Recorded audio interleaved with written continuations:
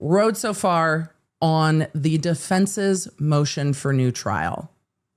Emily's feelings on this motion are bold strategy. Let's see how that goes.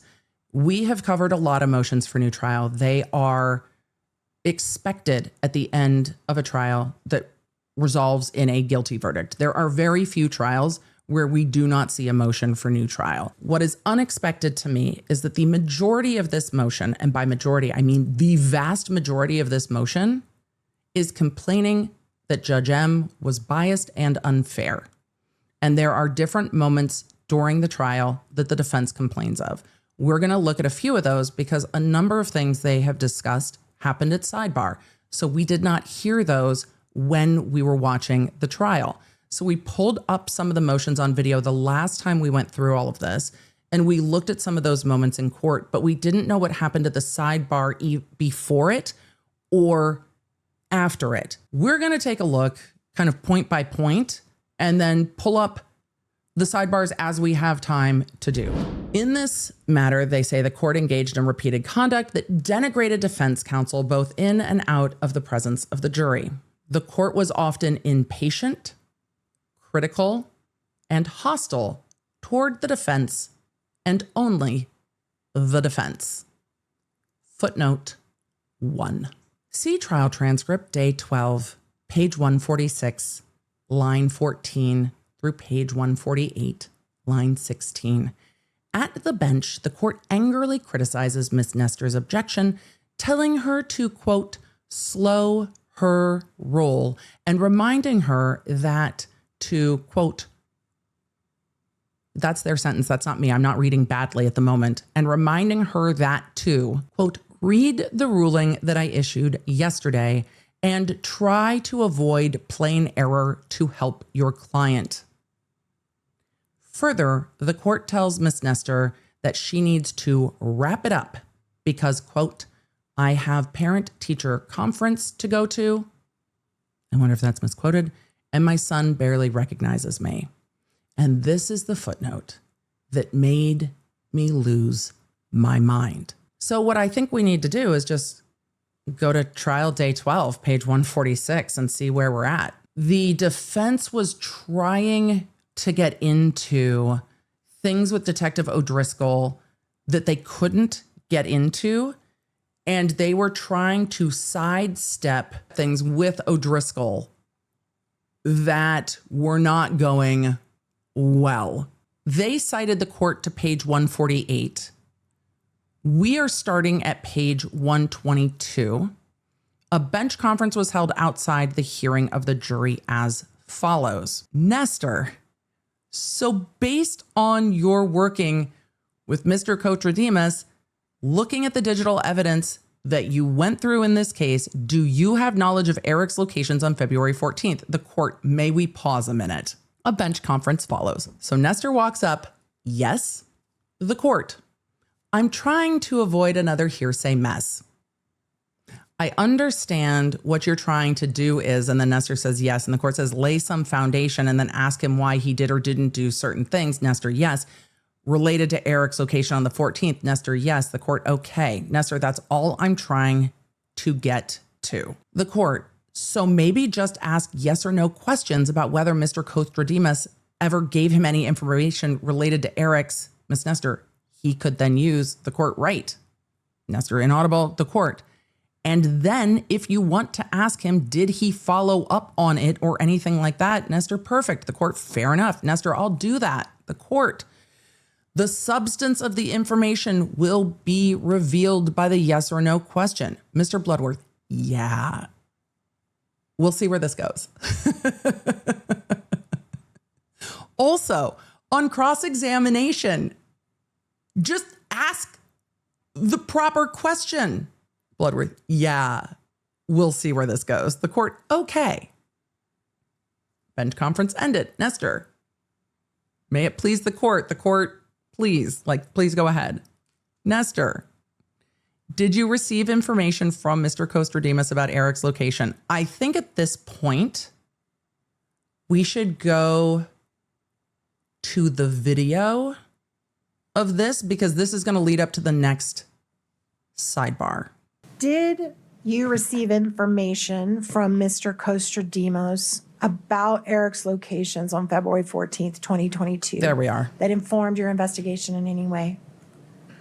I believe so. The truth is I don't remember 100% for sure if and when I knew about location data from Eric's device throughout the investigation. I would have to go back and review reports, especially Mr. Kostradimos' reports. Can we, Your Honor, I just don't remember. Can we see if this document refreshes your memory as to that? This one or different Yes. Can we go through the pages very slowly and give him a minute to see if it refreshes his recollection? Very slowly. Can we go through it slowly? Yeah, objection foundations. Same We're at the problem. Same spot we started with a few minutes ago. Well, we're showing different pages. He testified that he'd never seen the first one prior to being in the court. So this is catching us up to where we were in the transcript. It's unclear whether that's true for the remaining pages that the witness is being shown right now. I imagine we're about to find out. Thank you, Your Honor. Do you need us to do it again, or did you see them all? Yeah, I saw it. Does that refresh your recollection about Mr. Richins' locations on February 14th, or what you knew about them? It doesn't. This demonstrative Mr. Kostradimos created, and the first time I saw any of these slides was in the court. And like I said, he may have shared that information during our investigation. I just don't remember. Okay. So what do you know about his locations on that day? That's what I'm saying. What I know and what I remember are probably two different things. What I knew at some point throughout the investigation is that Mr. Kostradimos probably found whatever location data was available on his phone and shared that with investigators. I just don't remember the contents of what those said. So as you sit here right now under oath in a homicide trial, you cannot tell this jury what Mr. Richins did on the day he was allegedly attempted to. No. It's not that he can't tell you. It's that if he told you, it would be hearsay is the thing. To be murdered. You can't tell him. That's Foundation, Your Honor. The question is, you can't say what Mr. Richins did. There's no foundation for that. Your Honor, that's not the question I asked. I'm sorry, counsel. Just ask a more precise question, and if it needs to be 3 more precise questions, that's fine. Thank you, I will. The foundation objection is sustained. Everybody's getting feisty. You cannot say under oath what your investigation showed about where Mr. Richins was on the day that someone apparently Ask the tech expert. attempted to murder him. I could after a 2-minute conversation with the digital forensics expert that we hired because I just Not don't my retain job. that information well. So you don't know. I don't remember. You don't know right now, and we're in trial right now. I'm going to try to not give the same commentary I gave when this was going on during trial, but I forgot how much this annoyed me. Oh, do you know right now? Objection, Your Honor. Asked it and answered. I'll That withdraw. one was a little over-minute. Sustained. I'll withdraw. Have you ever heard of hair follicle testing? I think I've heard that term. I don't What know is what it? you're referring What's to. your knowledge of it? That people much smarter than me can test hair follicles for what it can tell you about the body's biology. About the Specifically, extent of what I know.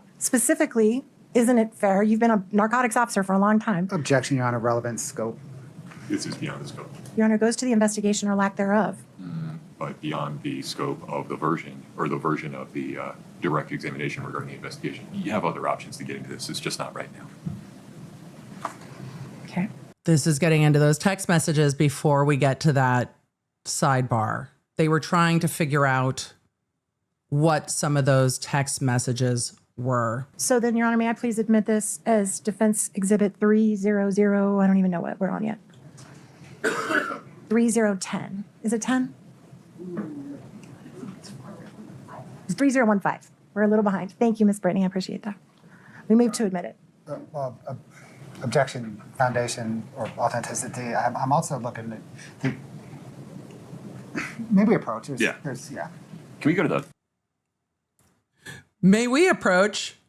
Yeah. A bench conference was held outside the hearing of the jury. The court I don't have a basis to say that this is authentic. Where's the celebrate header? Ms. Nestor, Your Honor, we had a huge discussion about this, that you promised me that we did not need the celebrate extraction put in to get the text. The court, not the extraction. How is this from celebrate? Ms. Nestor, yes, it's Mr. Bloodworth. It's not, Your Honor. That's the whole problem. So at sidebar, they are looking at whatever the defense wants to admit, and this was not allowed to be admitted. They're looking at whatever the defense wants to admit as exhibit like 305 that did not get admitted. The defense is saying we had a discussion about this, that we don't have to have the entire celebrate extraction to have the texts.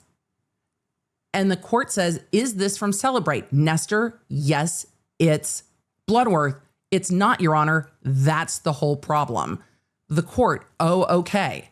So this is what's going on at sidebar.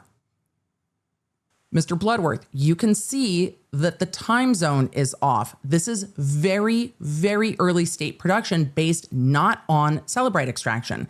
The celebrate extraction and the production of a celebrate that was authenticated. The foundation was laid by Costardimos for authentication. That's all in the right time zone, UTC -6 or 7, depending on daylight savings. That one reads to be UTC 5, which tells me it's from an earlier unauthenticated extraction.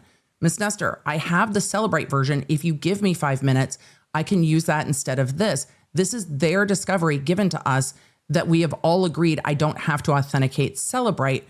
We've had a huge discussion about that. The court, you're misremembering our discussion. Our discussion was that you don't need to put into evidence the raw data. Ms. Nestor, right. The court, is this an authentic output of the celebrate extraction? Ms. Nestor, yes. The court, and you haven't laid foundation for that. Where's the header? So the problem is the defense is trying to put in an earlier extraction that there's no foundation for because the state didn't use it. The state did not use the earlier celebrate extraction. And as I remember from pretrial hearings, the defense was objecting with regard to how the state's crime lab got into Kouri's phone the first time. And so they went back in and did a full separate extraction at the lab. That separate extraction is the only one that was authenticated during trial. They turned over all the previous work to the defense, but they didn't authenticate it with their witnesses during trial.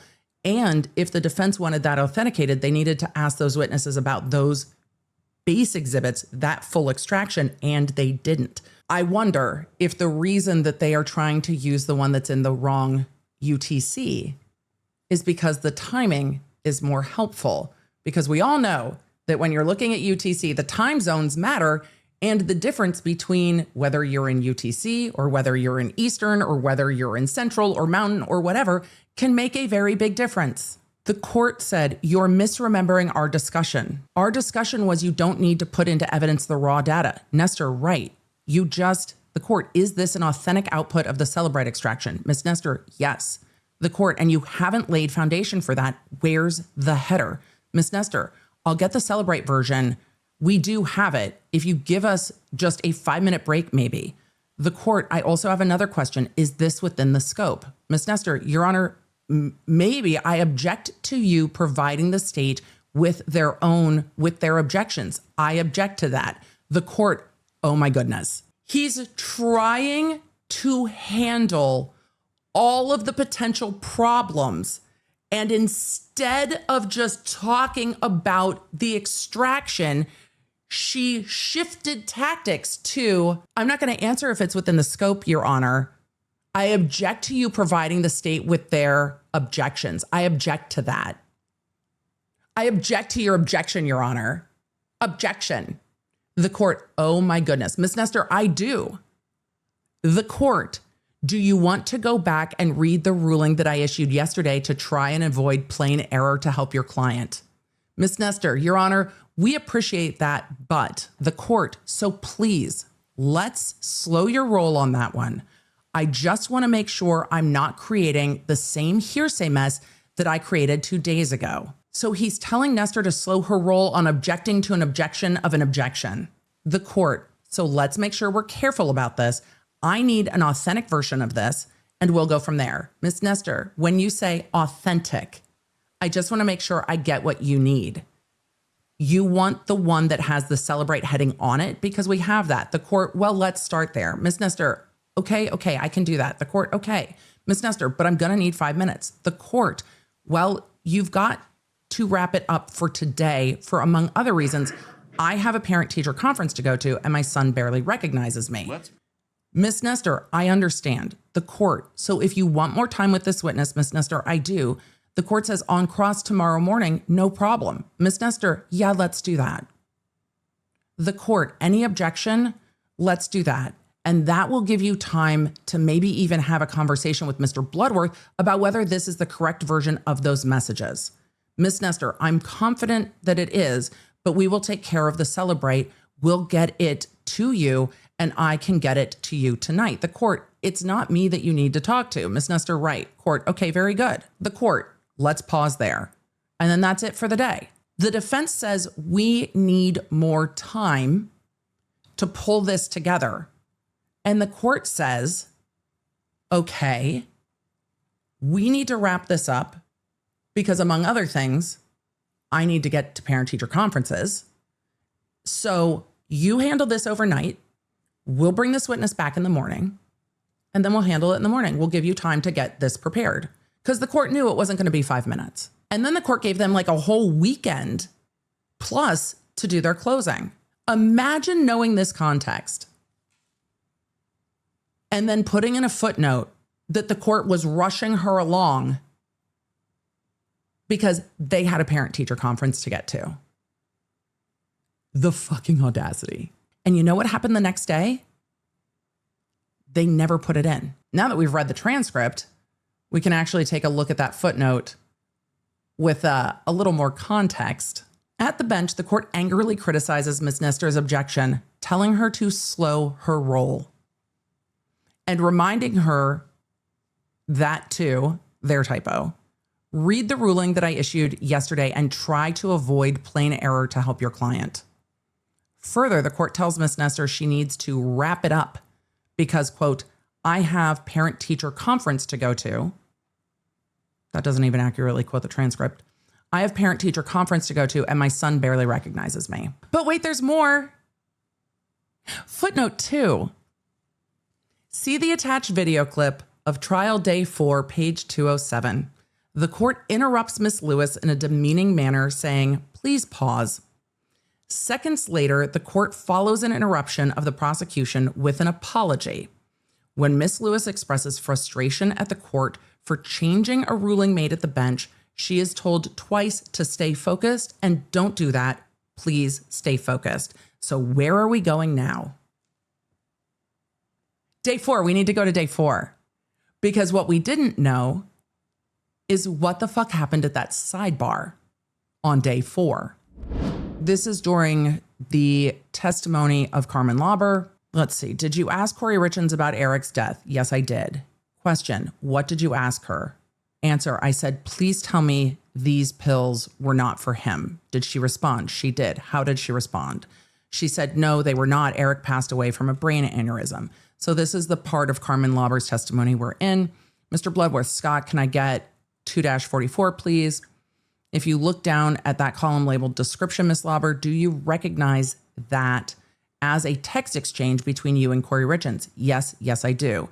Is this an accurate text exchange, an accurate depiction of the text exchange? Carmen Lauber, yes, it is. And did it occur on March the 7th or March the 6th into the 7th? Does it accurately show the type of messages and whether it's an incoming message or an outgoing message? Yes, it does. Your Honor, the state moves 2-44 into evidence. Ms. Lewis, objection, Your Honor. The Celebrite extraction has not been admitted into evidence and she cannot identify a Celebrite extraction where it came from. The court, please. And then a bench conference was held outside the presence of the jury. It's really interesting to look at these two back to back because it's the same issue on different sides of the coin. The reason that the defense couldn't do what the prosecution is doing here is because the defense was asking O'Driscoll. You can ask two parties of a text conversation and say, read those texts, are those your texts? It doesn't matter if you're reading it off the screen of a phone or if you're reading it off an extraction. Are these your text messages? Did you write these? Did you read these? It doesn't matter. You can authenticate things from being present. And so the difficulty the defense is having here is that with O'Driscoll, they're trying to get O'Driscoll to authenticate a Celebrite extraction when he was not a party to the messages and he didn't extract it and he wasn't the examiner. So they can't do that. But a party who is a part of those texts can absolutely say, yes, these are the text messages. She's not authenticating the extraction. She's authenticating the conversation in the text messages. The court says, please. The court, why isn't her sworn testimony sufficient to admit the things that she just testified to? Ms. Lewis, I'm sorry, I didn't hear the first part of that. The court, why isn't her sworn testimony just now sufficient to admit the information that she just testified to? A text message exchange beginning on the 6th into the 7th between me and Kouri. This is the description of the exchange is an accurate representation of what I remember. Ms. Lewis, because the Celebrite extraction actually needs to be admitted into evidence, she's wrong. And she's not qualified to authenticate that or to talk about it in any way. I guess if she wants to talk from memory about a cell phone text conversation she had, that's exactly what's happening. But we object to it coming in this method through this witness. The court, why isn't it a summary? Forgive me, I can look up the rule for it. Why isn't it a summary of other data that she can testify to? Ms. Lewis, I don't think it matters if it's a summary. It has to come in through proper methods, and she's not the proper witness to enter Celebrite extractions from. Round and round and round and round and round and round and round. The court, if the word Celebrite is not on this thing, if it were just typed out and handed to her, does this match your recollection? Is this a demonstrative of what you remember? What would your objection be? Ms. Lewis, well, these didn't come from her phone. The court, please answer my question. Do you see what the defense keeps doing? They keep bridging into answering not asked. Ms. Lewis, well, these didn't come from her phone. The court, please answer my question. Ms. Lewis, same objection. The court, I don't understand your objection to my hypothetical. Ms. Lewis, because it came from the Celebrite extraction, which the court, but that's not my hypothetical. Ms. Lewis, it's not in evidence. The court, please talk about my hypothetical for a minute. Ms. Lewis, well, where else? Where did it come from? I guess I need more information to respond to that. Where did it come from? The court, I guess what I'm asking is, how is this different than a photograph that she didn't take? Exactly. So the court shifts tactics and says, I guess what I'm asking is, how is this different than a photograph that she didn't take? Because the court is trying to help the defense recognize that they're arguing the rules of evidence wrong. They're just wrong. Ms. Lewis, so if the photograph that she said, this is what's in the photograph, the court, yeah, I recognize that. I was there. So the court is saying, no, if somebody is given a photograph that they didn't take, that they're in, they can authenticate that photograph. Yeah, I recognize it. I was there. Ms. Lewis, all right, that makes it more clear. I still think, though, if they're not going to bring it in, it shouldn't come in on the Celebrate. She changed her argument. Did you see her change her argument? It shouldn't come in on the Celebrate. I mean, they could show her what was texted, I suppose, and ask if she recognized it. That's literally what they fucking just did. That's what it just did. That's what they just did. She's changing her argument. The court, it can't come in as evidence of what was extracted from the phone. It can only come in as evidence to her memory. Lewis says, well, I think that's confusing because it is coming in and the jury's going to see it as extracted from the phone. The court, well, we can have that conversation, but what's currently depicted on the screen is a summary and, Ms. Lewis said, of what was extracted from the phone. Now I know the court said, it doesn't have the word Celebrate on it. Ms. Lewis says, yes, it. And the court said, take a look at the screen. Court, will you please look at what we're talking about? Take a look at the screen.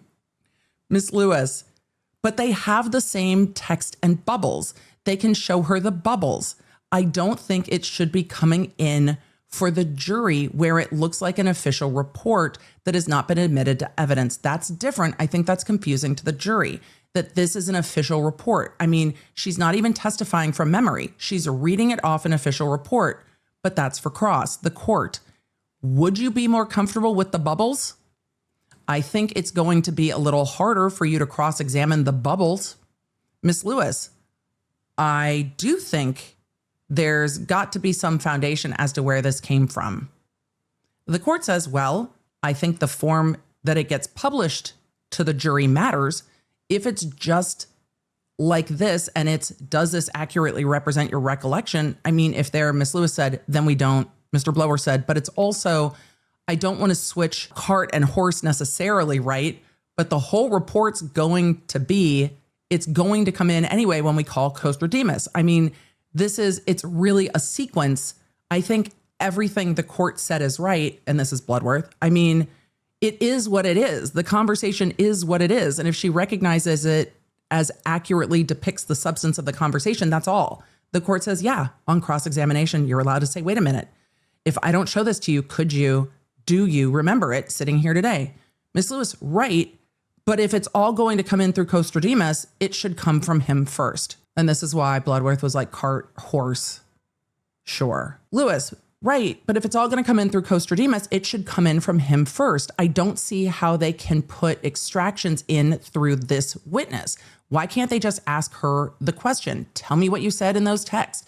If it's because he's right, Costa Demas is the one that can introduce it, not her, the court.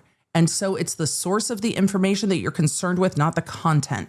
Miss Lewis, well, if she testifies to what she remembers, sure, the court, but they can refresh her recollection with it. Miss Lewis, okay, yes, but not introduce it. So Miss Lewis is trying to set up a scenario where they don't show Carmen the texts and say, do you know what you texted? Because Miss Lewis knows that Carmen's going to be like, whatever my phone said, I texted her. Like, I don't know. So she's trying to get into a situation where they are limited in what they can show Carmen at this point. And that puts the defense in a better position if Carmen hasn't reviewed these when they get into cross-examination, because then the defense can argue with Carmen a little bit more without the jury having seen the text between Carmen and Kouri, because the text between Kouri and Carmen are exactly what they are. And so the defense is trying to limit what the jury sees of Carmen and Kouri's interactions before they get to cross the court, but they can refresh her recollection with this. Miss Lewis, okay, yes, but not introduce it. The court, okay, Mr. Bloodworth, the source doesn't matter. If somebody else takes the photograph, but you were there and saw the photograph, the court, yeah, no, I know, but that would be based upon, yeah, no, Miss Lewis, she wasn't there and saw the extraction. No, Miss Lewis, she wasn't there and saw the extraction. She was there on her phone with her fingies texting it. Miss Lewis, she wasn't there and saw the extraction. The court, but when she was there and saw the text messages. Miss Lewis, well, those aren't that. That's the extraction of the text messages. The court, but she was there and saw the text messages. Miss Lewis, well, those aren't that. That's the extraction of the text messages. The court, well, it's the content, Mr. Bloodworth. It shows nothing but the substance of the messages. Miss Lewis, well, then Mr. Bloodworth, not the additional information. The court, the photograph, right, isn't necessarily taken on the day in the moment, the event in question. So I understand your concern. This can be published as demonstrative of her memory. It's, I think, the Celebrate report, to your point, but will need to be admitted through Mr. Costa Demas. I think the court's being overly cautious there, actually. I don't think the court would have to wait. I think the things that the court would take out is any like digital identifiers or the fact that the report says Celebrate. But I think the text messages can come in. Miss Lewis, yes, but I don't think this can be admitted. I think it can be used to refresh her recollection. She's not even listening to the court. He said you're going to have to wait to admit it. It can be identified and admitted later. Miss Lewis, yes, but I don't think this can be admitted. I think it can be used to refresh her recollection, but I don't think it can be admitted through her, this report. The court said, why can't it be a demonstrative of her testimony? Ms. Lewis, I'm sorry, what? The court, why can't it be a demonstrative of her testimony? Ms. Lewis, it's not. Well, now we're in circles. Oh, fucking hell. Ma'am! Well, now we're in circles. The Celebrite extraction needs to come in through the person who extracted it. That's not true. The court, what is the lack of foundation here? I really don't understand your position.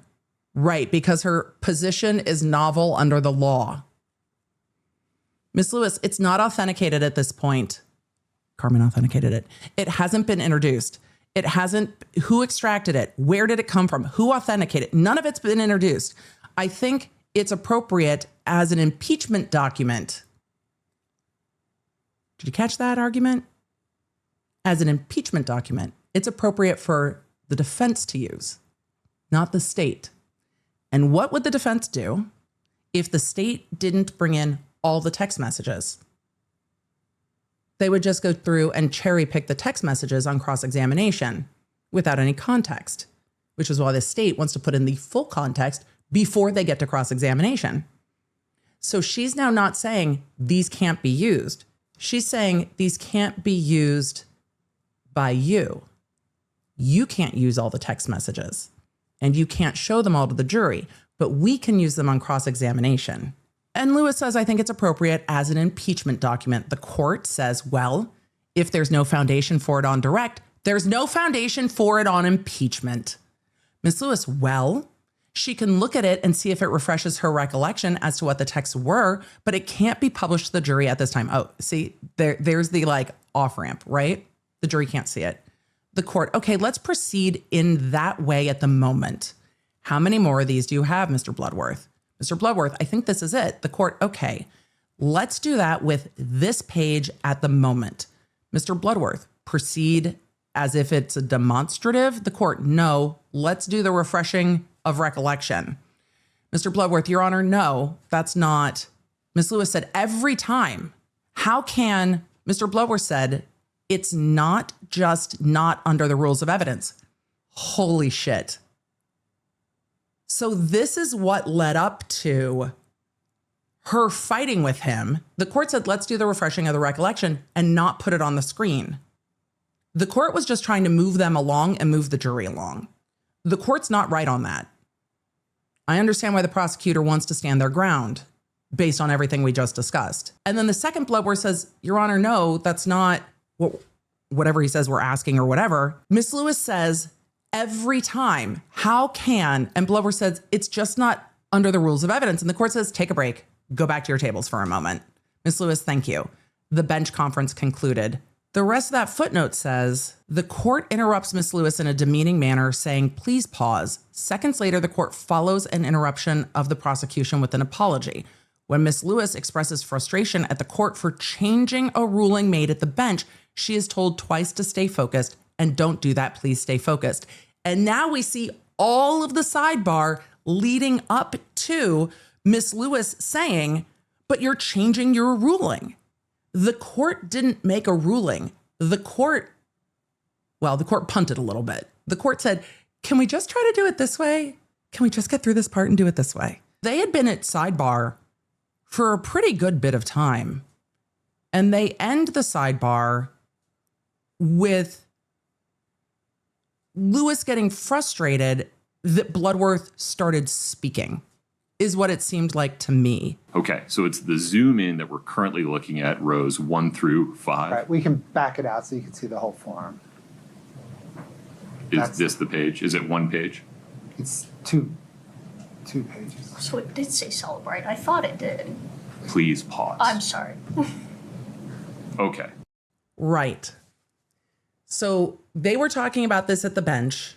The court was talking about the bubbles. And she's like, it says celebrate. And the court's like, we already said we're going to take the celebrate off of it. I can see the 244 at the top is labeled with Celebrite's branding. You know, if we were to, for example, redact the labeling, that's fine. But the content... The distinction, I apologize for interrupting you, so I can just provide a little more context for my question. The distinction I'm drawing is the previous photographs. We admitted just the photographs, Yes. not the report from which the photographs were derived. Correct. Here, it seems we're doing something, the state is proposing to do something different. That is, admit the report, not just the content. That is the photographs in my analogy. That is correct, but the state proceeded to just admit the thumbnails as photographs simply to keep things moving along, not because the state thinks that the report is inadmissible. The state just didn't want to bog down in this discussion. May we do the same now, understanding that the state's ultimately, as I understand your position at Sidebar, going to be, we have another witness that's going to get this report and many others in. Yes, Your Honor. That is why I think the way we can do that is to just redact the heading. And that leaves us with nothing but content without identifying the source of the content. But Ms. Lauber has already authenticated the content itself. Ms. Lewis, if you'd put your position on the record. On the record, Your Honor, this is a Cellbrite report that has not been admitted. We don't have testimony as to how it was extracted. We don't have testimony as to what it is, and it's not authenticated. That can come in through a later witness, I agree. That witness probably should have been called first, but was not. You're right that now we're doing something different than we did on the prior report. And I don't think. And you heard what the prosecution said on the prior report. The prosecution said we weren't trying to fight it because we were trying to just move along. So she is trying to restate her position that none of it can visually come in because it says Celebrate at the top. Just extracting Celebrate, the word Celebrate, solves the problem. You ruled from the bench just a minute ago that this could be used as an impeachment document. I did not.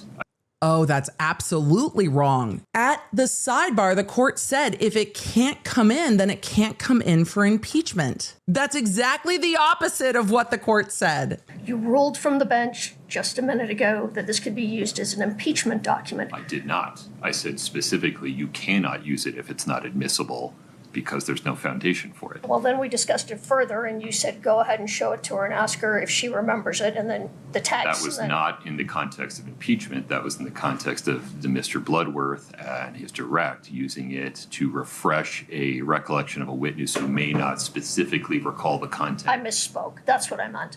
To use it to refresh her recollection. And you ruled that that would be appropriate.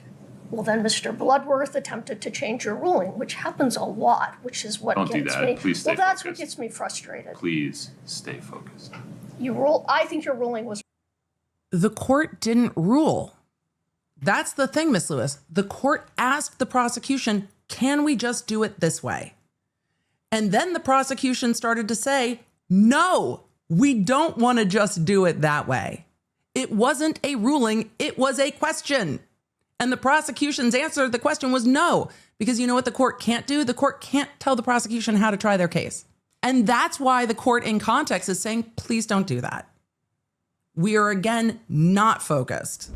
We have gotten through the two sidebars that are in the very first footnotes of the defense's motion for new trial. I really very much wanted to see the context of Nestor being told to slow your roll.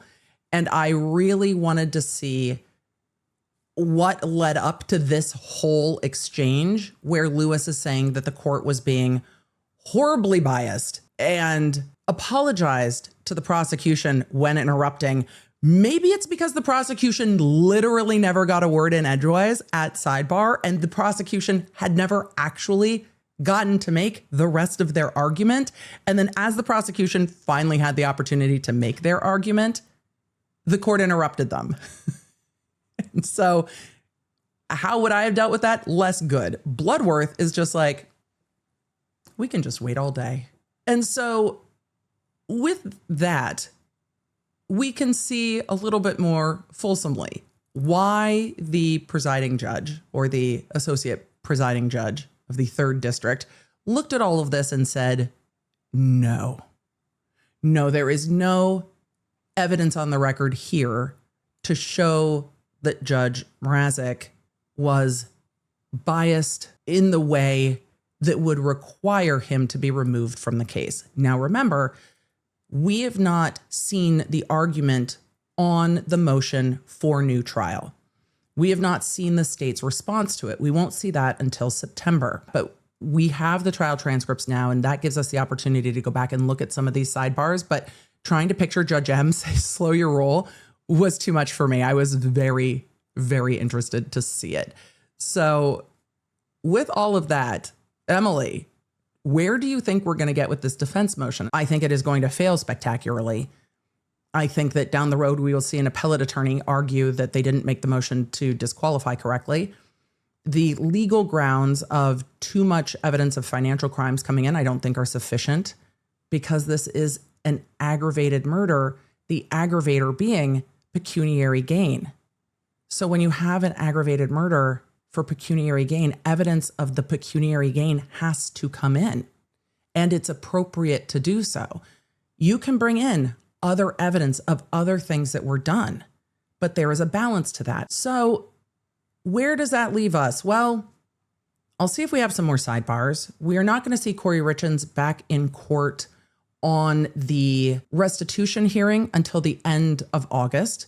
We will not see her back in court on the financial crimes case for quite a while. Kouri Richins has a hearing in the civil case coming up in October. So the next thing we will probably see in the Richins case, I mean, then again, anything can happen, but the next thing we will probably see in the Richins case is the state's response to the motion for new trial, and that will be at the beginning of September. Thanks for joining me. If you enjoyed this episode and don't want to miss updates on your favorite cases, you're going to need the Law Nerd app at lawnerdapp.com. That way you can stay in the loop on the cases that matter most to you, and you never know when you're going to catch feelings for a new case. So make sure you get it for free on iOS and Android. Thank you for being here, and thank you for being a Law Nerd.